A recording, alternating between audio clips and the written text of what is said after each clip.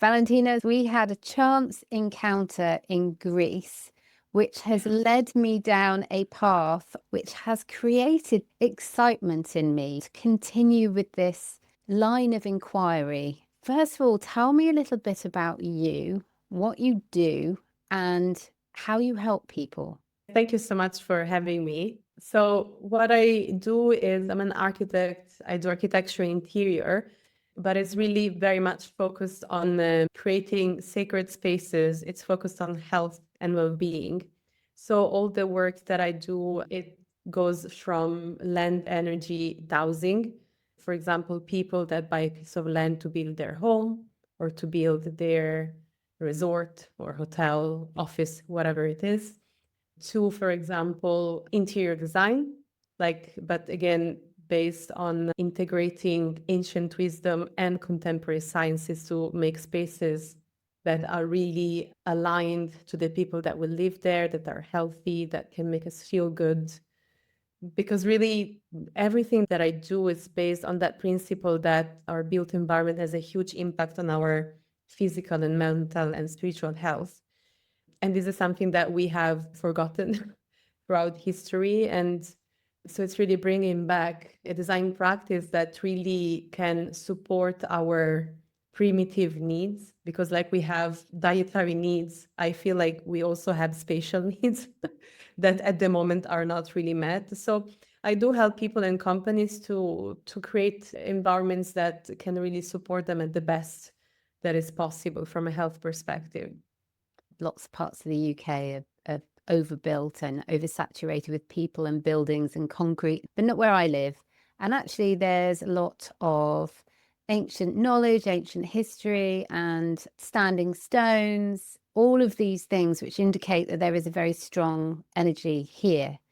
And so I kind of connect with that, and I've always connected with that. But for someone who isn't maybe quite so connected with the reason why getting in touch with the energy and our space and how it can affect our health and well-being, what would you say to someone who is struggling to understand how those things are connected?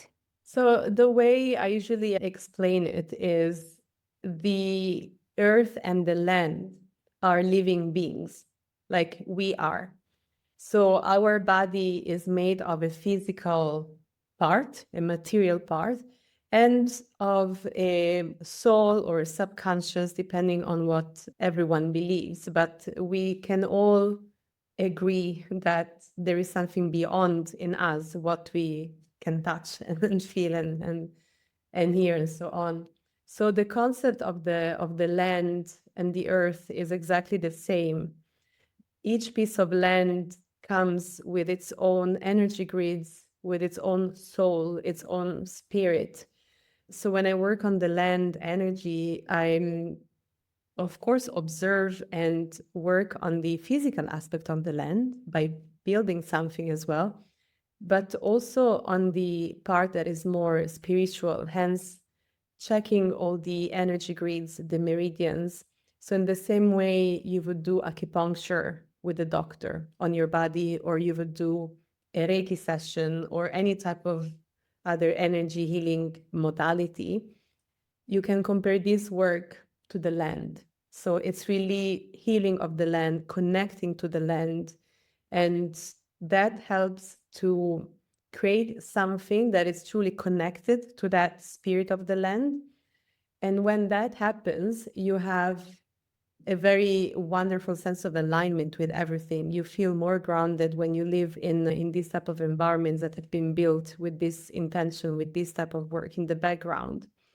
And this is very much how we have been building, for most of human existence, because throughout history, there is a lot of knowledge about dowsers, about land energy grids, and how different sites were assessed to decide where to build, how to build, and so on.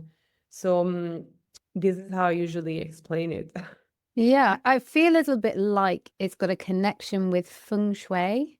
Am I right in thinking that it's similar to that ancient practice?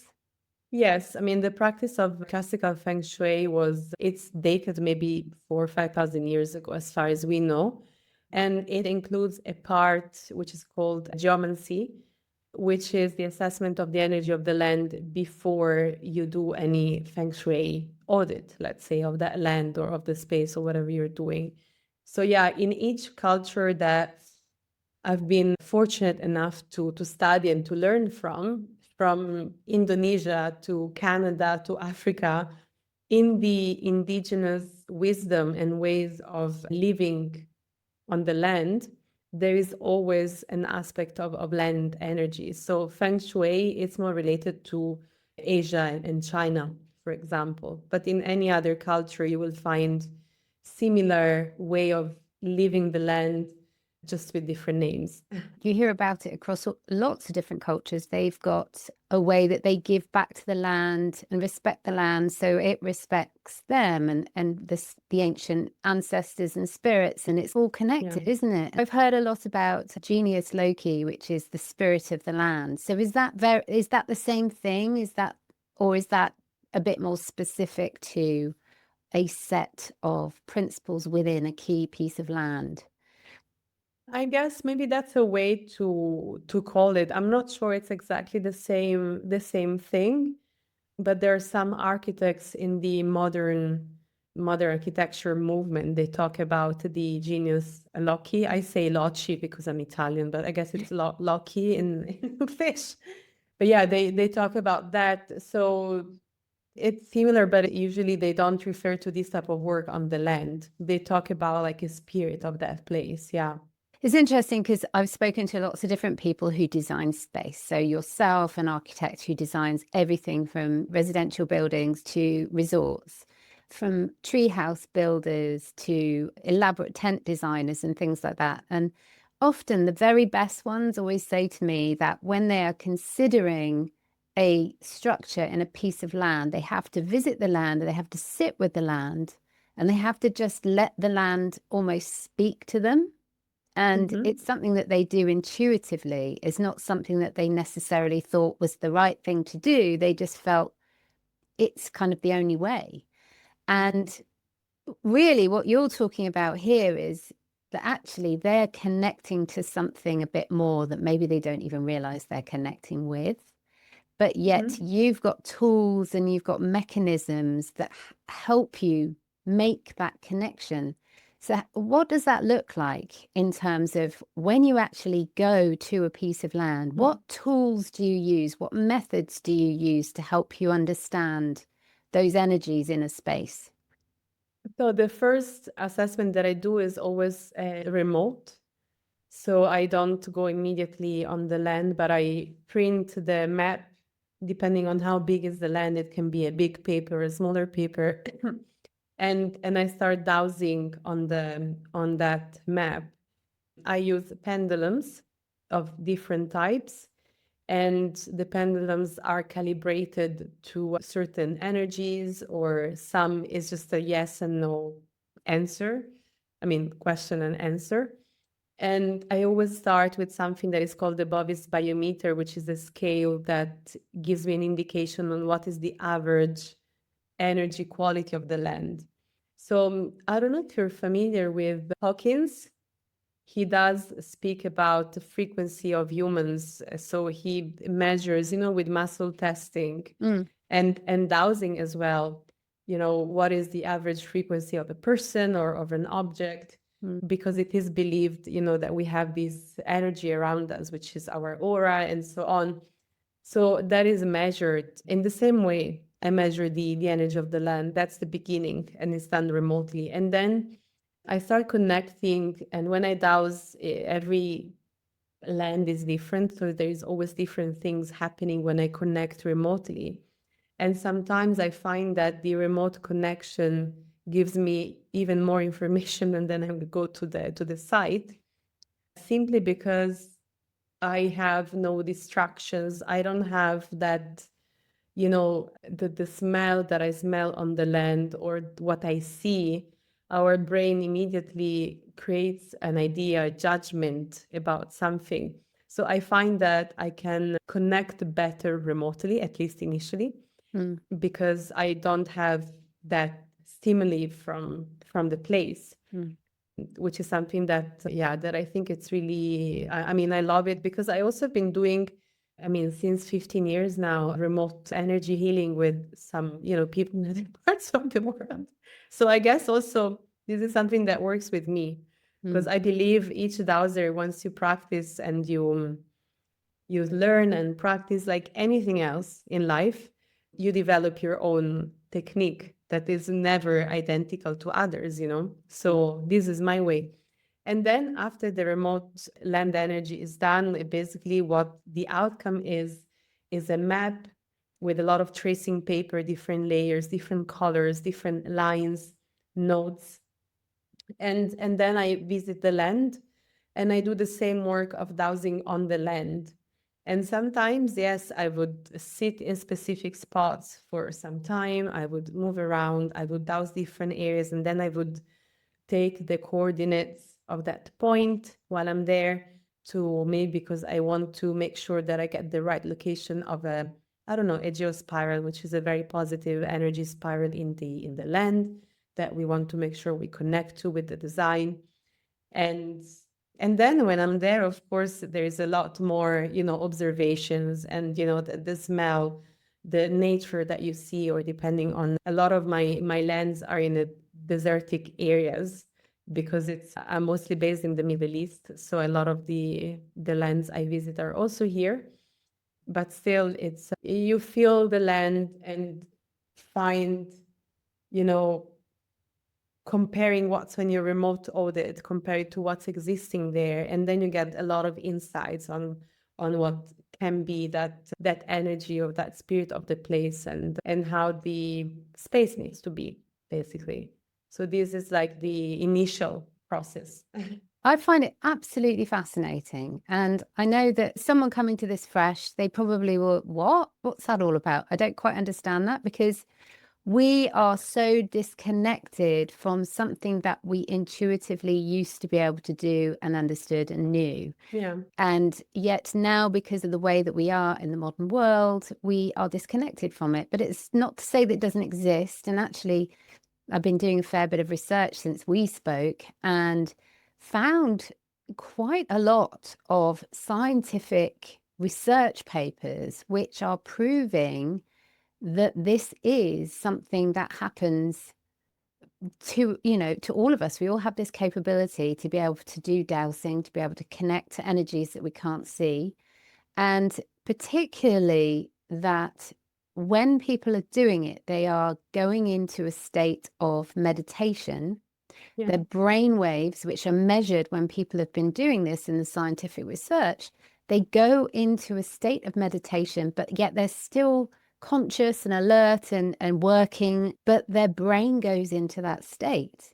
So it has a very significant impact on whoever the dowser is.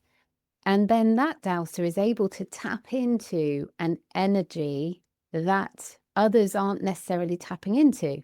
And then when you start talking about frequencies, and of course, we know the frequency of the earth, that's been scientifically proven, and other things have a frequency, and everything is vibrating with an energy. We're vibrating with an energy. If you had a strong microscope and you looked at your cells in your body and your skin, at the very core of that would be energy.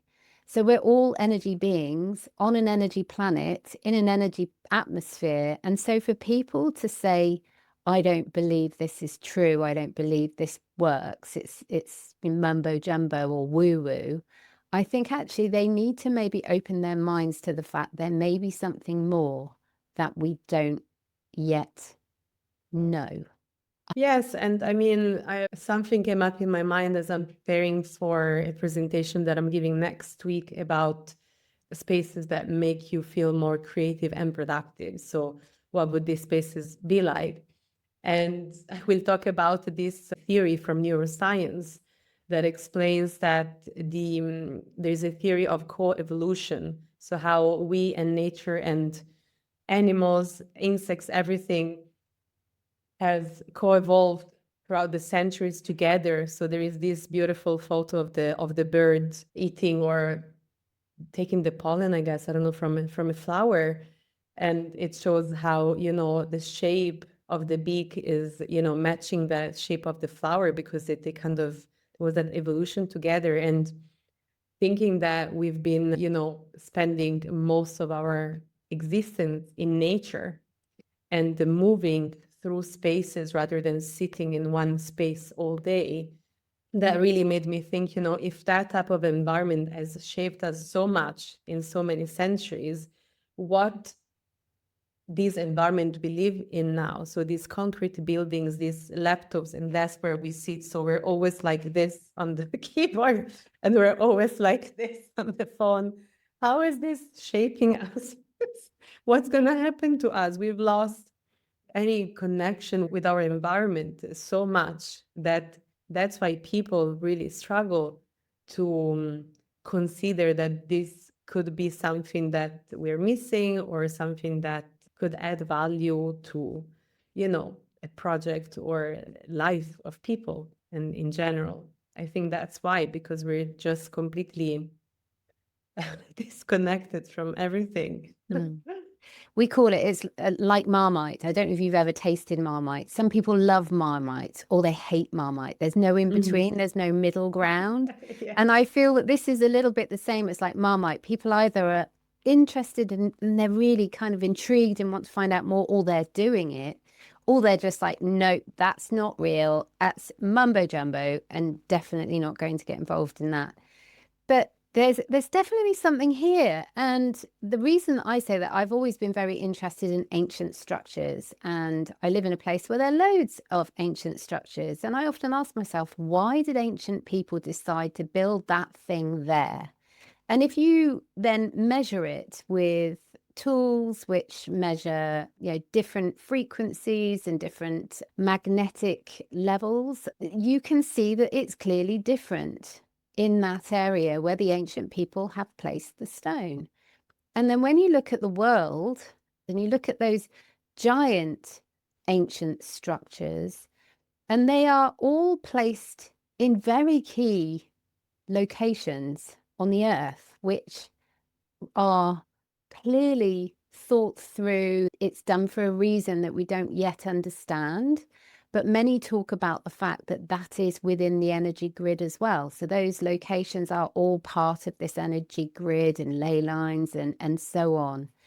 And then if you look at things like, how could we have so many patterns that are so perfect? So we've got the golden ratio, the mathematical equation that brings about things like the petals, as you were talking, the shape of the beak on a bird, and the shape of petals in nature, the shape of plants in nature. How is it that the moon is placed where it is exactly perfectly to make the earth possible for us to live on and habitable? If the moon wasn't that big in that specific place, the earth wouldn't be habitable, because it would be moving so much and we'd have too many volatile situations going on earth, and we wouldn't be able, as species, humans wouldn't exist, and many natural things wouldn't exist, and nature wouldn't exist. So I find this all just incredible. It's like, it's just right, like the Goldilocks story. It's not too hot, it's not too cold, it's just right to make us a habitable earth and a species that's doing well in places where there are these magical energy systems. So what kind of benefits can somebody expect if they were using the land in the way it's supposed to be used, and they were connecting with the energies on the land in the right way? What kind of benefits can they expect from that? Well, it depends really on what you're going to be doing on that land. For example, if we talk about homes or resorts or spaces for healing, which nowadays there is a lot, then what it would be, definitely there are certain energy points in certain areas of these lands that are very, very beneficial to support activities like, I don't know, meditation or wellness activities or community gatherings. So if you're looking to, let's say, create a space for community, then it's very important where you place it on that piece of land, because that energy that comes from below will really help gather the people together and create that feeling of belonging and wanting to be there. That's how powerful these points are. And just to give you an example, in the Roman times, centuries ago, they would place all the squares and the plazas in these energy points because they would want people to gather there and to be part of a community and to be, all together. So this is one example of the benefits. Then there is other areas that have less favorable energy, let's say, that is a bit more aggressive. And these points are called like geopathic stress areas, for example. And this is where the energy is very negative and you can feel it. It can be either because there has been some events in the past, so some emotions that are like entangled in that area.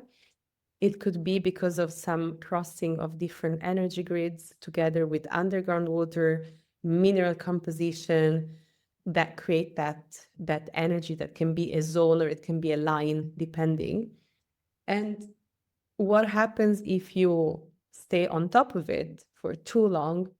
Like I personally I start coughing. I can feel it immediately. Even if I do the dowsing remotely, I would start feeling my body responding to that energy. But for people, for example, if you place again like a healing place or meditation space or even a bedroom, then people will not be able to sleep well. You will not be able to do meditation, to do other things that you want to do because that energy is very, very strong. And it doesn't mean that everyone will feel it because, as you said before, not many people are aware of this, but our bodies can feel it.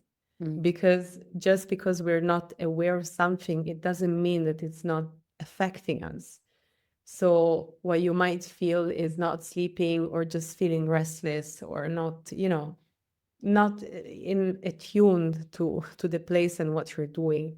So these are kind of the two opposites, let's say, the two. And then there's other areas where are like, average frequency, let's say, where, you can place anything else. So you wouldn't feel like a huge difference, let's say, in areas of the land where it's quite stable and more neutral. And and then all of these energies can be amplified through architecture and design. Because in history, the buildings were always like an extension of the earth energy, and everything was built in alignment to the energy grids. So by creating shapes and forms and using materials in these specific points, you can magnify or even neutralize and remedy certain energies or clear emotions from the past. So transform that energy of the land to align with the work that you're doing and also at the same time helping the land to find more balance, let's say. So this is generic things on how you could feel and what can happen basically. So if somebody has already designed their space and it's already being used, and they may retrospectively want to just kind of see what's going on with the land and the energy of the land, and then they find that maybe they've put a structure in a place where there is a bit of stress energy, is there something that they can do, which is obviously they can't pick up that structure and move it, but Yeah. is there something they can do to kind of dissipate that energy that isn't maybe so beneficial? Yeah, there are some different remedies I use depending on what it is. I use different things, but the options are either is healing that place with a specific pendulum that I have that is made for healing imbalances. Otherwise, I use copper remedies made of copper in circular shape. Copper is a conductive material, so when you place it into like a round shape and it's like a twisted copper, it helps to like attract and contain and neutralize, let's say, unfavorable geopathic stress energies. Sometimes I use like sticks, also metal sticks or wooden sticks, like acupuncture, like I mean, I don't use the needles, but like longer elements to kind of fix some points on the land. Sometimes crystals and stones. But I have to say, like, if there is a very strong geopathic stress point into an existing structure, the best thing to do is to move away from it. So within the interior, maybe you cannot move the building, and maybe you can rearrange the space inside as well. So not only, let's say, for example, once I had a client that she moved into a home and she couldn't sleep. She's a knowledgeable functional doctor, and she eats very well, she sleeps well, she does everything you need to do to be healthy. And she was like, why I cannot sleep in this room? Can it be my gut? Can it be the hormones? Can it be like whatever? Then she tested all the other rooms of the house, because she has 4 kids, so she tried all the rooms. She could sleep everywhere but in her room. So when I went, I found a geopathic stress point right under her bed. So what we did, the first thing I told her, you have to move away from it. So we rearranged the bedroom, moved the bed on the other side, and I implemented a copper remedy that has been there for a few weeks. And then that's it. So now she's been sleeping in a room fine, and that's it. So I think it's important, if it's a strong geopathic stress point, it's always better not to sleep on it, not to spend time in it too much. Either way, yeah. So I've been dabbling in this space for a little while. Personally, I've been doing my own dowsing for almost like a hobby for years, but really just touching the very tip, the very surface. But I've found that the more I've done it, the more it's kind of opening me up to understanding it, if that makes sense. And the more I'm kind of intuitively thinking of things, and then it turns out that's correct. So it's almost like it's building my intuition and building my own natural radar and my natural mechanism for Yeah. understanding which way I need to go, and things that I need to do. Do you think that that's connected, or is that just Yeah. me? No, I think it is. And also because, see, this type of work with dowsing, it's all about training and practice.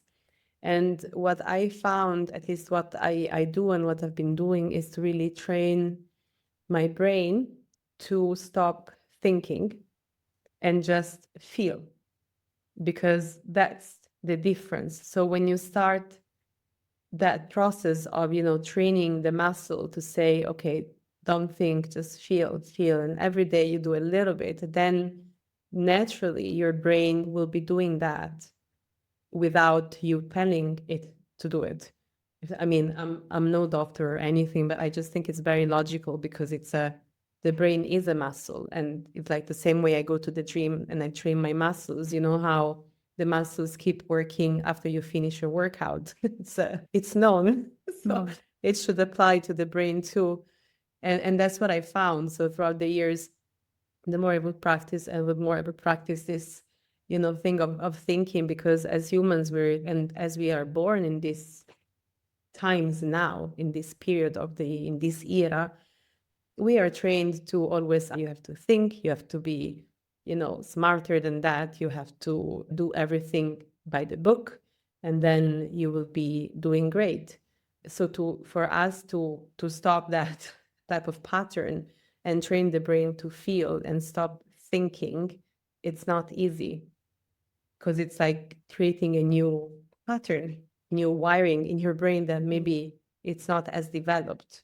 Mm. So I think it makes sense that then, as you do that, you open up to other things, because you're working more with the feel aspect rather than the thinking aspect. What I you don't said know. there really connected with me, actually, because when I was 38, I had a neck injury which created a clot which gave me a stroke. And thankfully, I managed to survive and thrive, and I was very, very lucky. I was one of the lucky ones. But as a result of that, I learned a lot about how the brain works and brain plasticity and how the brain develops and repairs and everything else. And what you said there about it's kind of rewiring almost, it's creating different connections. If you're doing something different, if you're connecting to a different energy, then the brain is going to respond to that. It's going to have brain plasticity, it's going to connect to new Yeah. things. So that stands to reason that the feelings I'm having, that I'm connecting to energies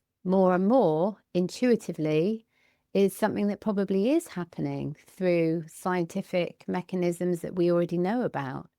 Do you think we're seeing a resurgence in this type of activity? Or would you call it a hobby? Would you call it a skill? Do you think we're seeing more and more of it? Definitely. It's compared to when I started, there was nothing and no one, almost talking about anything. But I think now it's definitely, yes, becoming more and more common. I remember 8 years ago when I started talking about this type of work with some clients and companies and whoever I was meeting for work, it was very uncomfortable. They would be like, what are you talking about? Like, I almost couldn't mention it. But now, if I go to a meeting to a new client and I explain, they would be like, oh, yes, yes, that's exactly what I'm like, it's very different. It's amazing. So it has changed definitely since, years ago, Mm, which is good. And you find a lot of new techniques for healing coming out for our body or spirit. You know how we have Reiki and we have acupuncture and we have so many others that I cannot even name mm, because there's so many, and each of them works more for certain people than others. Like it doesn't mean that everything works for everyone. They're all good, they're all valuable, but so in the same way, in the architectural field, this is what's happening now. There is this, popping up of things that I've never heard of before, because I think people are trying to look for a solution and explaining maybe what they're feeling and the way they want to work. Of course, it's nothing close to what's happening in more the wellness industry when it comes to, physical and spiritual health of the body. But also in architecture, there is a much more movement on this side, definitely. So, if someone is feeling that there might be something more, they just don't know what it is, they're kind of connecting to something, but they don't know where to go next. Someone who wants to build something, somebody who wants to maybe investigate their own land, or just somebody who's really intrigued about how this energy and dowsing might work, what would you recommend to them as a first step? I mean, the first step that I always recommend is to just do some research and read a book about it, because then you can understand if you can relate to that, if it's for you or not. Because as for any other healing modalities, this is great work, but might not be the right fit in that moment for that person. I don't know. But I would say read about it, and then you might find, depending on the location where the land is, you might find that in that location you can, I don't know, call a dowser that is, in that area and that can help you with that process, or connect to even like a local priest if it's an area where there is the culture of and the tradition of having a priest that does blessings on the land and that can talk you through certain things, because each location is a bit different. So I would say to really explore and don't let the trends, trick you into like things that are not maybe good for Yeah. for what you're looking for, because there is also a lot of other things. But I would say, yeah, that would be my first thing. And also listen. I mean, what helps me as well is to listen to podcasts, because sometimes when you listen to some people, then you can relate and you can find the way, should I call it a dowser? Should I call it a feng shui master that can do a geomancy work as well? Or should I go into Vastu? Should I go into Balinese feng shui? Because I'm in Indonesia. I don't know. Like, there is a lot that Mm. can be done. So, are you officially now a master dowser? I don't think I'm a master, no. I'm just a dowser. Yeah, I just love to do it, and I can see really the work and the benefits of that brings to people, or every project is really it just makes me happy because I can see the results and how things align. And so yeah, I've been doing it for, I mean, maybe I started 12 years ago, Mm. more or less. Yeah, yeah, yeah, yeah. I find it really fascinating. I'm really drawn to this, and particularly around energy, space, health, well-being, how that translates to the success of a business and the enjoyment of guests. There's just so much there, and there's a lot of science to prove that if we are thinking there's something more, and if we are feeling drawn to hearing about new techniques, such as the one we're sharing now, then there's a reason for that. There's a reason why that person is being drawn to that. There's a reason why they're being excited by it or curious about it. And so I always say, follow your curiosity and see where it takes you. So that's what I would urge people to do, to Mm, definitely follow that curiosity. And it's like a thread, it will lead you somewhere. And who knows where it's mm. going to lead you. And so if somebody wants to speak to you and use your knowledge of architecture and also of dowsing and other things that you do, how could they get in touch with you? So the website is one place, which is energyandspace.org. Also, we have an Instagram account, energy and space, but there's two dots in between, energy dot and dot space. But you will find that on the website anyway. I think it's really intriguing. And so what do you think is going to come next for you? Every year it's been a surprise, I have to say. Since I started, it's been developing very naturally. I didn't make really plans or anything specific. But I'm very excited with, a few projects that I have in different parts of the world, because that type of experience allows me also to learn a lot from other culture, other ancient ways of doing things in other parts of the world, so which is always very, very interesting. So that's what I would say is the most exciting thing, to see these projects develop. Thank you so much, Valentina, for giving us your time today to share your amazing skills and new ways of thinking and new ways of working that maybe people haven't thought of. And so I really appreciate it. And thank you very much for your time. Thank you. It's my pleasure. Thank you for having me.